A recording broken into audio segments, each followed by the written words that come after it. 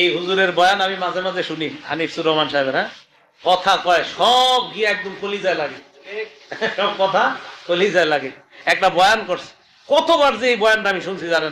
এই বাপ, তোমরা যারা চিন্তা করো না, তোমরা বলো না বাজান, বলো না এই দরদি ভাই চিৎকার করে বললাম, তুমি যদি বলো তোমার পায়ে ধরতে, আমি পায়ে ধরতে রাজি। তুমি যদি বলো তোমার জড়িয়ে ধরে কাঁদতে, আমি কাঁদতে রাজি।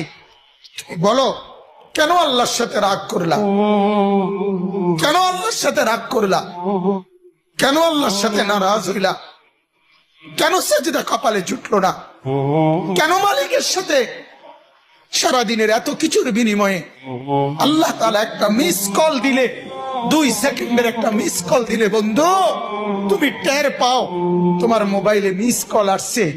এত বড় মসজিদে 6টা মাইকের হরন দিয়া আল্লাহু আকবার